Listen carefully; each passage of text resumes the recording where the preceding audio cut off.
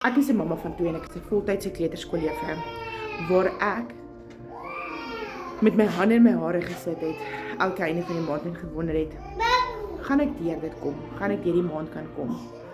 Maar, tot ek 'n stap vir stap stelsel gevind het, wat vir my werk. Ek werk 2 ure 'n dag, al werk ek voltyds, pas ek my 2 ure in. En, wat lekker is, jy maak 'n 100% wins.